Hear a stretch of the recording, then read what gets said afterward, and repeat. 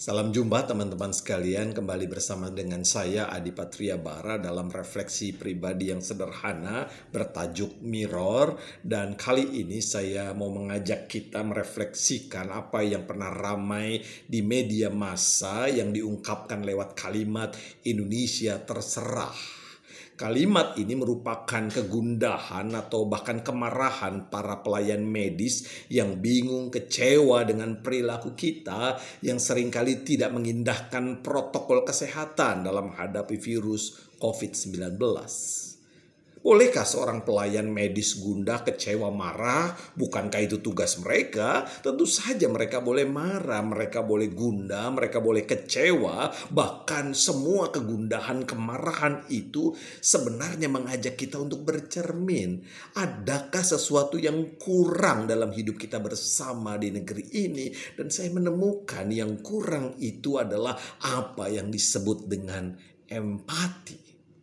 Empati menurut Kamus Besar Bahasa Indonesia adalah keadaan mental yang membuat seseorang merasa atau mengidentifikasi dirinya dengan keadaan, perasaan atau pikiran yang sama dengan orang atau kelompok lain.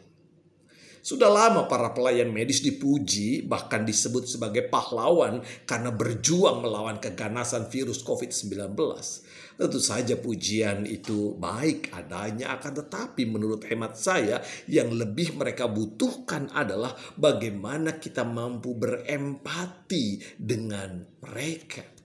Bisakah kita membayangkan berhari-hari mereka tidak pulang karena khawatir keluarganya tertular? Saya punya teman dokter yang tidak pulang ke rumah untuk merayakan hari yang penting bagi keluarga mereka. Bayangkan perasaannya.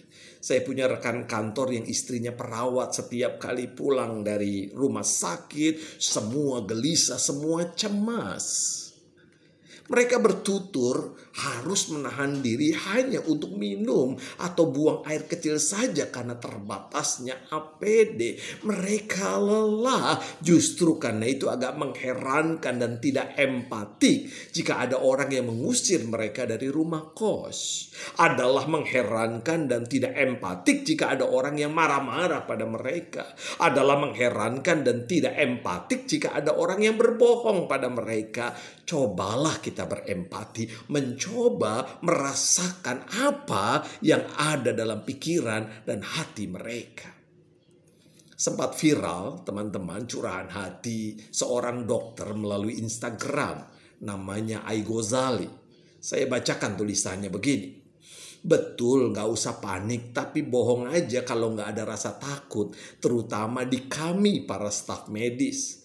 Gue sebagai salah satu garda terdepan yang ngehadepin COVID-19 dan udah ada kasus positifnya, yang sedikit gue rasain adalah tiap pagi gue ketakutan ngebayangin pasien apa yang bakal gue temuin hari ini. Gimana kalau gue ketularan? Gimana kalau gue nggak ketularan tapi gue jadi carrier, padahal istri gue lagi hamil di rumah dan kami sedang menantikan anak kami lahir di tengah pandemi ini. Sampai kapan semua ini berakhir? Dan banyak keluhan-keluhan sejenis ini yang lain. Untuk bisa berempati kita harus membuang egosentrisme kita.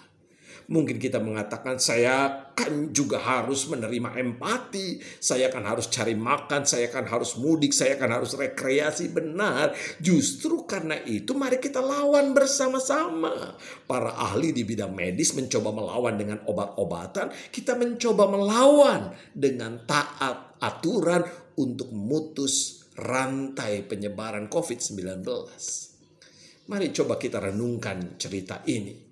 Sebuah cerita yang ditulis oleh Anthony de Mello. Ada satu keluarga hendak makan di rumah makan. Pelayan membawa catatan dan bertanya apa pesanan mereka. Mulai dari bapak, ibu, seterusnya sampai kemudian anak yang terkecil. Pelayan itu bertanya, "Tuan kecil, Anda mau pesan apa?" Anak itu menjawab, "Aku mau roti sosis." Mamanya segera menyaut, "Jangan, beri dia nasi goreng yang tidak pedas." Pelayan itu seakan tidak mengindahkan apa yang dikatakan mamahnya. Dia bertanya kembali, "Roti sosisnya mau pakai saus tomat atau tidak?" "Mau." Ketika pelayan itu pergi, suasana hening sejenak. Dan yang menarik, anak-anak yang tadi pesan roti sosis tiba-tiba mengatakan, baru kali ini aku merasakan diriku ada. Pelayan itu berempati. Ia merasakan perasaan anak itu. Para pelayan medis membutuhkan empati. Pemerintah yang bekerja keras membutuhkan empati. Kita semua membutuhkan empati. Yuk kita bercermin agar mampu belajar berempati pada sesama kita. Salam Mirror.